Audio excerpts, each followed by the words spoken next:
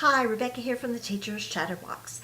Yesterday at the end of my post I told you that I would be talking about chunking today, and that's what I'm going to do. I thought that it might be a little bit better for you to get a sense of how this is done if I do like a short video instead of trying to type this all out. I really wish that school was in session where I could do this to where you could actually see it in my classroom, but I'll try to do that this next year when the school gets started again.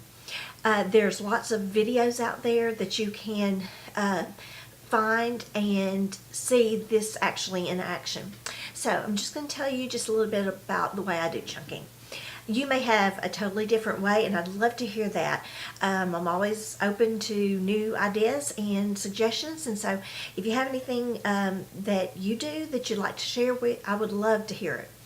Okay, so I start my lesson, and I just cover just a few of my key concepts, and I go through it maybe with my smart board or however I'm going to teach that, and then I will stop because I'm teaching in chunks. And so what I will do is I get my kids actively involved, and so they have to echo me when I say something. So I'll say, "Class," and they'll answer me, "Yes," using the same tone or the same pattern that I do. And so I have their attention. Okay, so next I'm going to say, "Teach," and they're going to go, "Okay." And they're going to turn toward their neighbors. And then they are going to be, both of them are going to be talking to each other at the same time. That means your whole class is talking. So don't freak out. It really is awesome. You can walk around at this time and you can listen and see who's on task, who's understanding, who may not quite understand it and may need to be, pulled for a small group or whatever. But they're talking about, what you've just said. They're going through everything that you just said in the steps that you did it. They may look at the board to use to help them or whatever. So then you're going to get their attention back, and you're going to say, "Classity, class, class, class," and they're going to, whatever way you did it, they're going to do it back. "Yesity, yes, yes, yes." That way you have their attention now. Now you're ready to maybe state this in another manner. You might want to use gestures this time. Gestures are great, and they have to use the gestures back as well.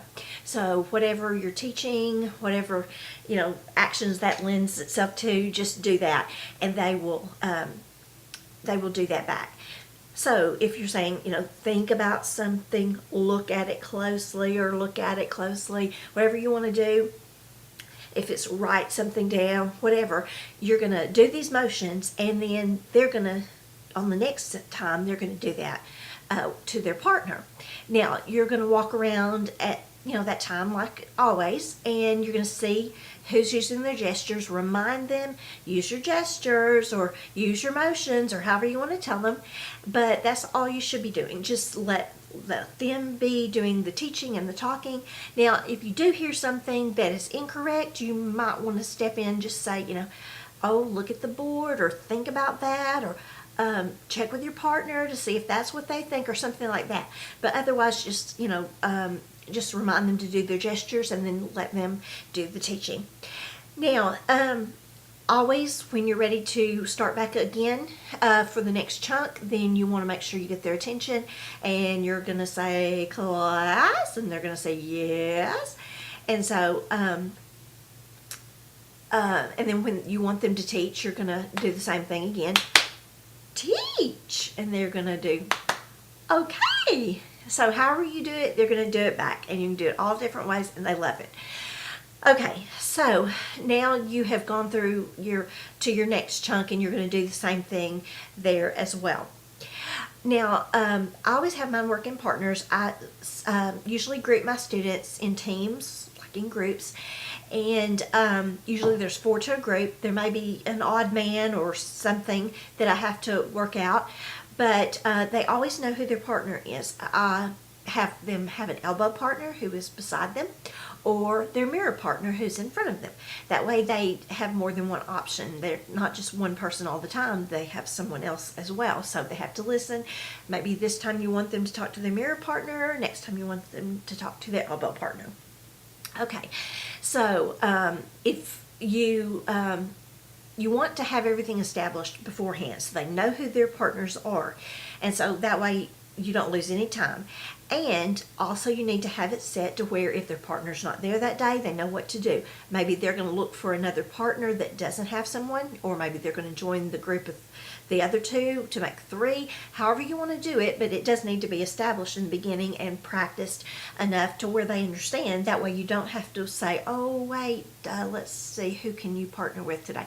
They just automatically know it, and there's not going to be any time lost. So that's pretty much what my chunking is like, and it gets the kids actively involved. They're doing the motions. It helps them remember.